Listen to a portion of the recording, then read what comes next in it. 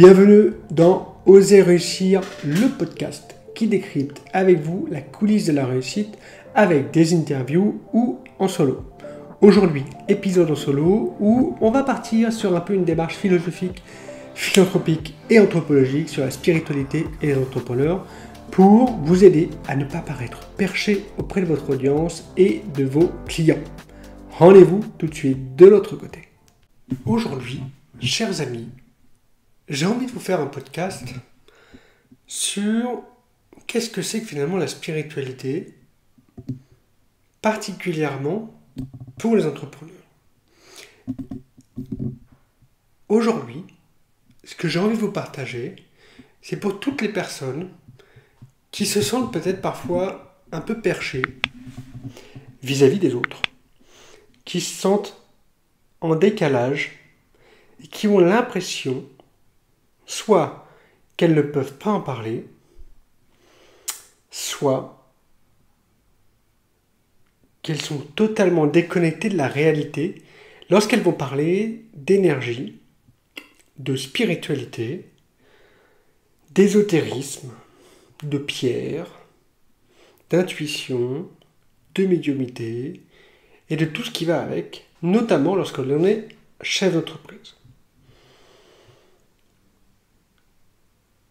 Personnellement, j'ai une passion pour l'ésotérisme, pour la spiritualité et surtout pour le monde, on va dire, quantique et mystique.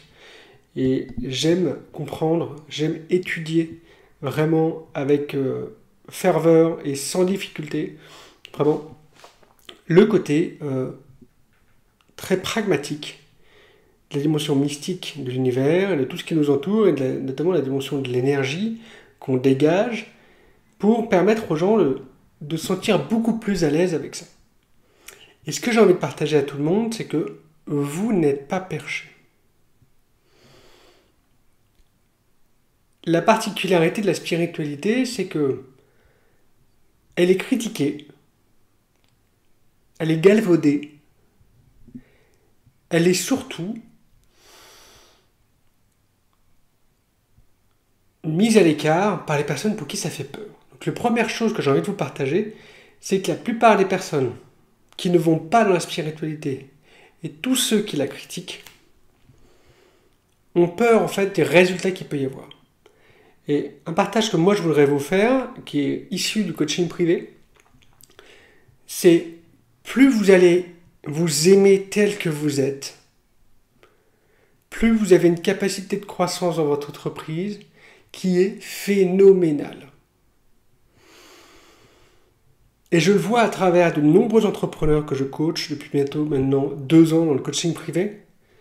C'est fou de voir le nombre d'entrepreneurs qui, une fois qu'ils apprécient certaines parties d'eux, ou des personnes qui se torturent l'esprit pour pas être ou paraître perchés parce qu'ils ont l'impression que ça va pas dans les mœurs.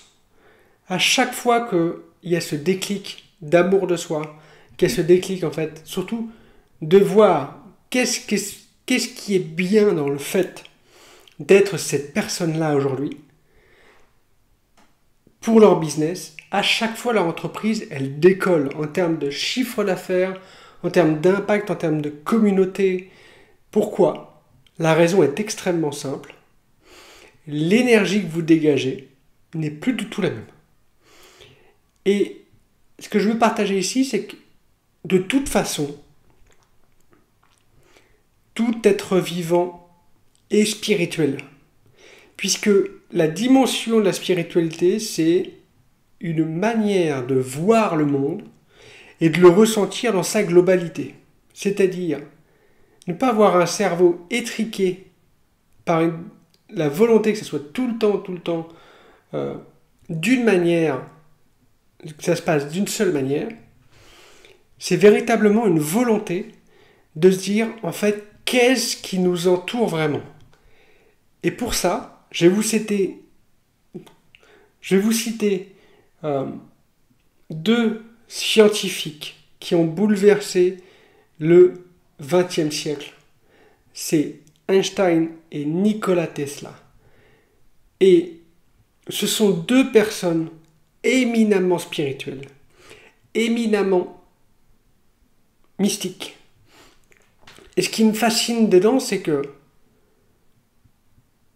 à un moment donné, maintenant, quand on étudie leurs travaux, ils étaient déjà comme ça avant, on se rend compte que c'est leur spiritualité, leur curiosité de la compréhension de l'univers d'un point de vue de l'énergie, et d'un point de vue de l'énergétique, d'un point de vue de la vibration, qui fait, entre autres, qu'ils ont eu, en fait, pas ces révélations, mais cette capacité à trouver des inventions et à créer des inventions qui révolutionnent le monde aujourd'hui.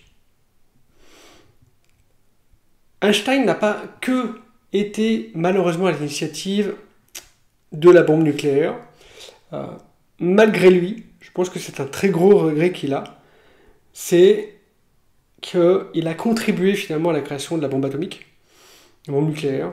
Et au-delà de ça, en fait, toutes les théories qu'il a mises en avant ont été finalement, et ont pour essence, une dimension très spirituelle des choses. Si on va plus loin, on peut prendre également Nikola Tesla, qui a été éminemment un grand inventeur et entrepreneur du siècle dernier. Il était extrêmement spirituel et vraiment connecté à l'univers. Et moi, j'ai une passion pour la compréhension et l'explication, la vulgarisation de ce que c'est que vraiment la spiritualité et de son potentiel chez l'être humain. Puisque finalement, la particularité de la spiritualité, et moi c'est quelque chose que alors je le reproche pas, mais je suis toujours un petit peu étonné de voir que parfois la spiritualité, elle n'a pas bougé. On en est encore, désolé pour les personnes qui vont écouter ce podcast et qui le font, mais on en est encore à tirer des cartes. On est encore à développer cette spiritualité ancestrale qui demande, à mes yeux, qu'à se développer. Je pense que la technologie doit intégrer la spiritualité, je pense que l'IA doit intégrer la spiritualité. J'ai la conviction qu'on doit, en tout cas c'est pas on doit, c'est on a un devoir d'amener la spiritualité, donc toutes les dimensions énergétiques, de vision, à un autre niveau par rapport à ce qu'on fait aujourd'hui. Et je vous partage tout ça aussi pour que les gens puissent se décomplexer de la spiritualité et pour que nos grands leaders, nos entrepreneurs, nos dirigeants, et je sais que vous êtes quelques-uns à écouter ce podcast parce que j'ai des clients parmi vous, et que vous puissiez en fait comprendre que la spiritualité de toute façon fait partie de vous. Vous dégagez de l'énergie. Quand vous n'êtes pas bien et qu'on le voit sur les réseaux sociaux, vous dégagez une énergie qui est extrêmement basse. C'est marqué sur votre visage, c'est marqué sur vous et franchement, on le voit. Pire, on le ressent. Et c'est là qu'on voit des gens que j'ai parfois en coaching qui me disent « Écoute, j'ai une baisse de chiffre d'affaires et je comprends pas. Je comprends pas pourquoi. » Bah oui, il y a parfois des éléments du marché. Je sais que il y a une baisse de confiance dans notre industrie, notamment de l'accompagnement, du service et du coaching. Il y a une vigilance de l'investissement sur le développement personnel, notamment depuis quelques mois. Je pense que les faits de société ont amené ça. Mais il y a beaucoup de personnes qui sont finalement en décalage entre qui ils sont dans la matière et ce qu'ils s'autorisent à être dans la partie, on va dire, plutôt énergétique. Et c'est extrêmement perturbant pour moi quand je comprends et j'intègre que finalement, ce qui crée finalement des baisses de chiffre d'affaires ou de la stagnation dans nos chiffres, dans nos récurrences et dans l'argent qui est collecté tous les mois, ou tous les ans, ça dépend comment vous fonctionnez, c'est souvent des blocages qui sont vraiment de l'ordre de l'énergétique, de la vibration, de la psychologie, euh, et de ce que vous allez vous autoriser parce que l'entrepreneuriat est éminemment spirituel. Et après, bien sûr, il y a la sphère stratégique, il y a la sphère de votre produit, votre offre irrésistible, si on peut dire ça comme ça. Il y a aussi la sphère de marché, comment il réagit, est-ce que vous l'avez rencontré, si vous l'avez rencontré, comment il évolue, est-ce que vous avez réussi à capter comment il avait évolué pour poursuivre avec ça. Et la profondeur de ce que je voudrais vous apporter, c'est que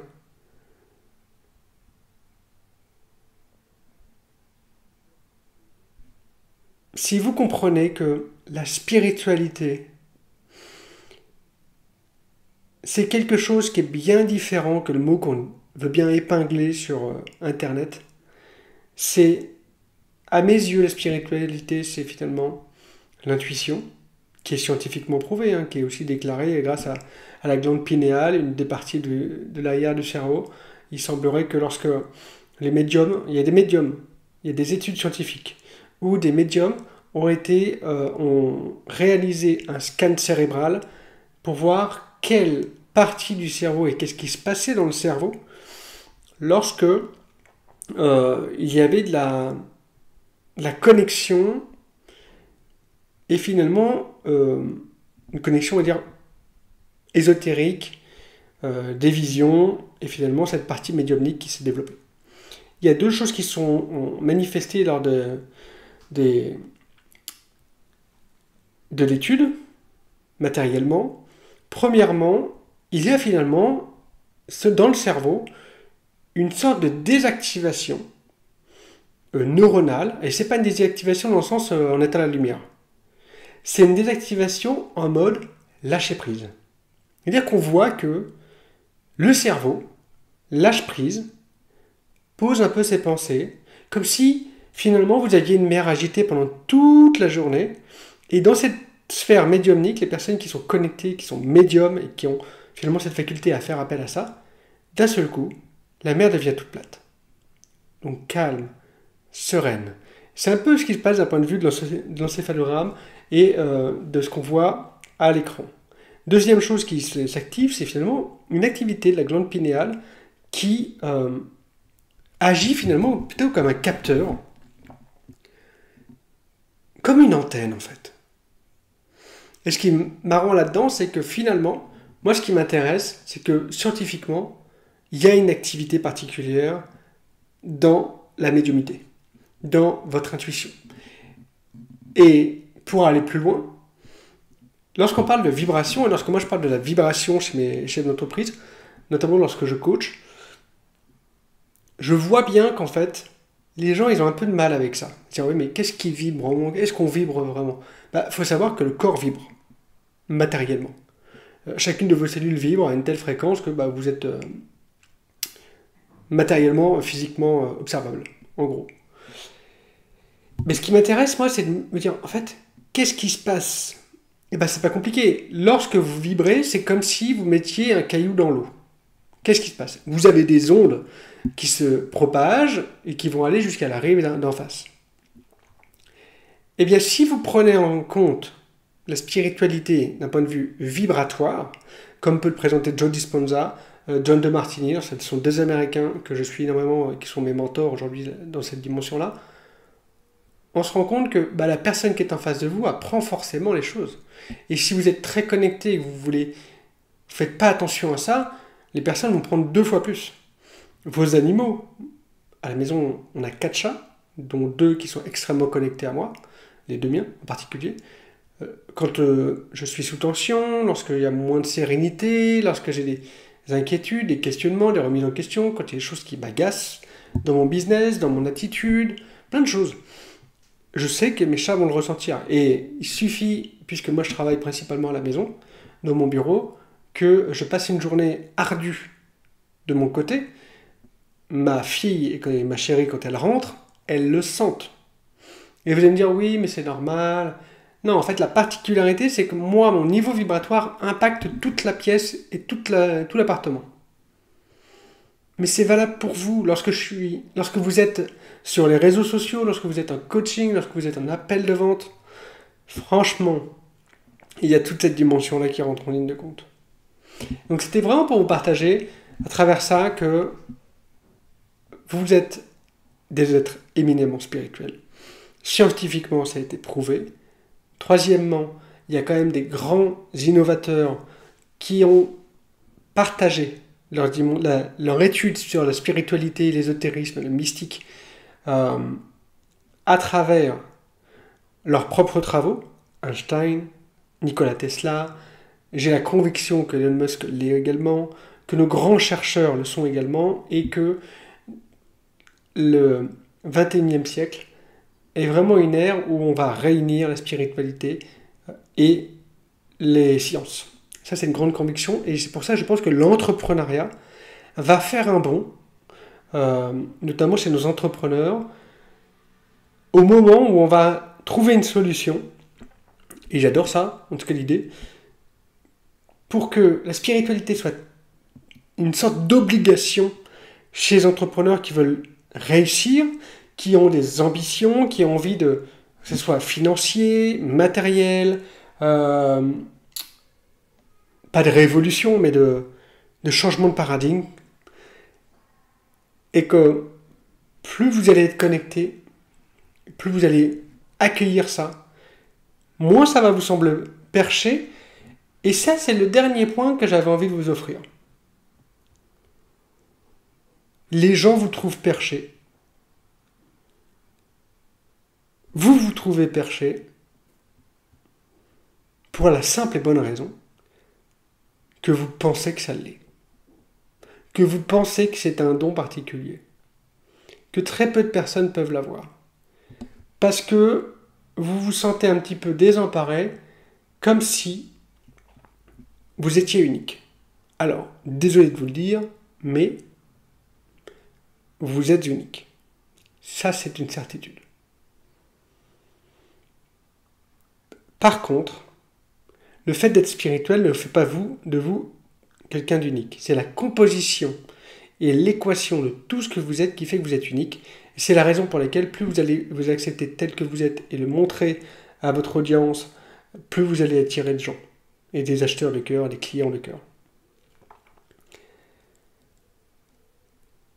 Et à ça va se combiner pour les entrepreneurs qui nous écoutent à la fois une dimension qui va être extrêmement basée sur, on va dire, le mindset, la spiritualité, l'amour de soi, on va dire, entre guillemets, si on prend ça grossièrement, qui va vous permettre derrière de poser des actions avec une plus grande fluidité, donc des actions business, c'est-à-dire offre, traction client, construction de communauté, et également des stratégies, on va dire des systèmes, qui vont vous permettre d'avoir une traction 10 fois plus importante que par le passé.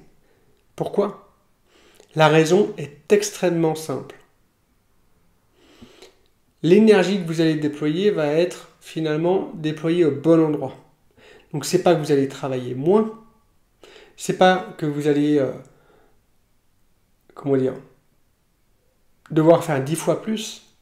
C'est qu'en fait, vous allez pouvoir faire des choses qui sont alignées, donc parfois ça va prendre moins de temps, parce que vous n'allez pas passer par 4 chemins pour vous dire est-ce que c'est bien, est-ce que c'est pas bien. Vous dire ok, c'est ça que je fais et je vois le résultat. Et plus vous allez vous connecter à ça, plus ça va vous ouvrir l'esprit à ce qui est possible de faire. Les fondamentaux du business ne changeront pas. Si je les prends à l'inverse, vous avez une offre qui, dans l'idéal, est irrésistible. Ça peut être un produit, ça peut être un service, ça peut être un accompagnement, ça peut être... Alors, produit, service, accompagnement, je pense que c'est déjà pas mal. Par exemple, Tesla a créé un produit irrésistible pour les personnes qui adorent l'innovation. Derrière ça, il faut avoir un système de vente. Ce qu'il a créé. Par exemple, Tesla. Ou vous.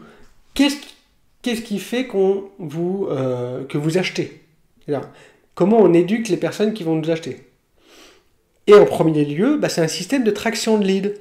C'est-à-dire, comment on fait pour que les gens nous découvrent, aient envie de consommer ce que l'on partage, au point où on va réserver un appel, où on va acheter le produit parce qu'on va se dire il faut absolument que je suive cette personne ou que j'achète son produit parce que ça répond exactement à ce dont j'ai envie ou besoin.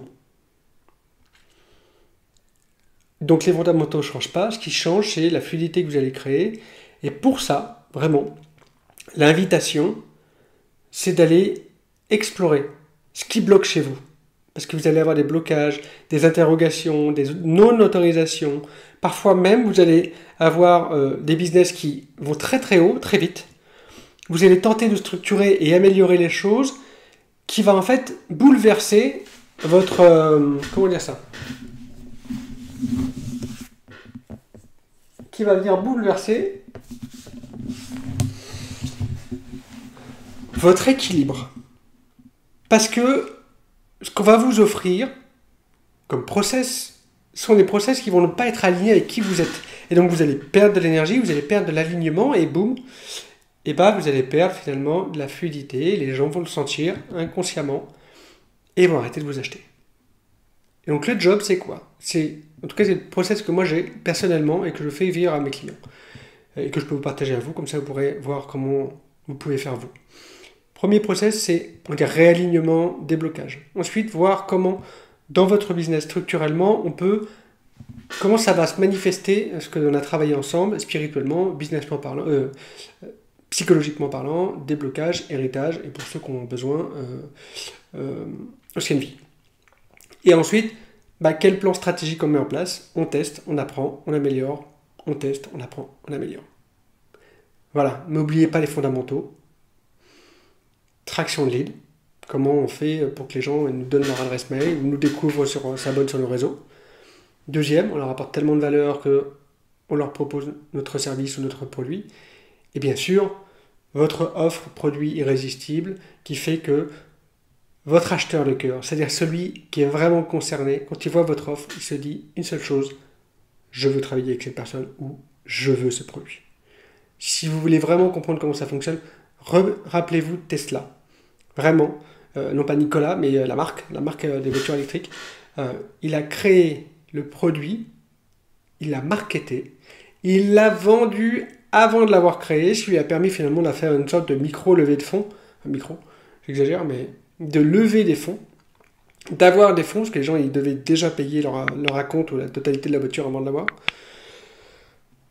Il a produit, et il a vendu. Et en fait, l'idée c'est qu'après, il a un système qui est extrêmement pratique, simple, et qui baisse le nombre de résistances, notamment sur son site internet. Je vous invite à regarder son système, le site internet. On peut quand même acheter une voiture en laissant un acompte de 250 €. Vous achetez votre voiture, vous la payez en leasing, tout ce que vous voulez, avec votre carte bleue. Ça, si c'est pas éminemment spirituel aussi, c'est quand même dingue. Bon voilà, c'était un podcast sur la spiritualité. Les amis, si vous êtes encore là, je vous remercie d'avoir écouté ce podcast. Dites-moi en commentaire ce que vous en avez pensé, ce que vous avez envie de retenir et surtout, quelle est la seule chose que vous retenez de ce podcast et comment vous comptez l'appliquer concrètement. En attendant, pour les personnes qui ne me connaissent pas, je m'appelle Alexis Joanneau, je suis coach, je coach des entrepreneurs sur la dimension du leadership, de la spiritualité et de l'entrepreneuriat. Principalement, les entrepreneurs sont avancés.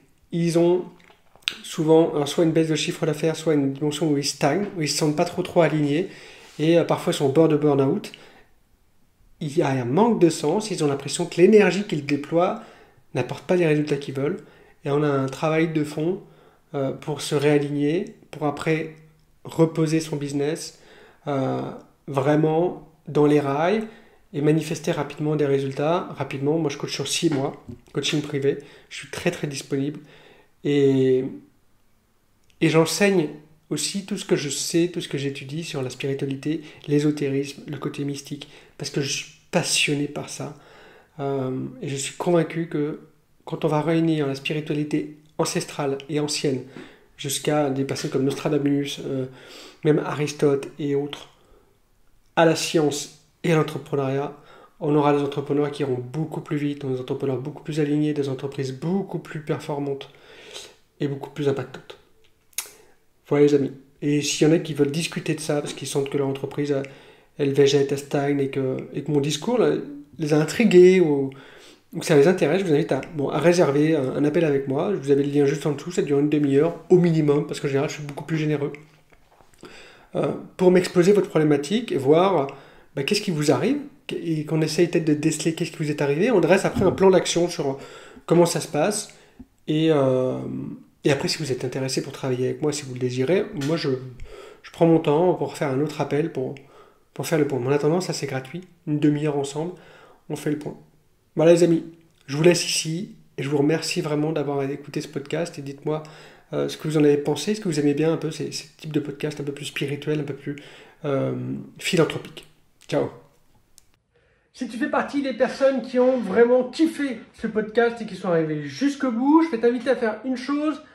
Dis-nous en commentaire qu'est-ce que tu retiens de ce podcast et n'hésite pas à faire deux choses, mettre 5 étoiles sur la plateforme de ton choix. Si tu es sur YouTube, n'hésite pas à mettre un pouce en l'air. Et dernière chose, tu as pu profiter de cette interview, peut-être que tu as un ami à toi ou un proche qui aurait besoin de l'écouter aussi. Donc moi, ce que je t'invite à faire, c'est de lui partager, que ce soit en mode podcast ou sur YouTube. Je pense que c'est la meilleure chose que tu puisses faire. En tout cas, une petite action peut changer de grande vie. Ciao.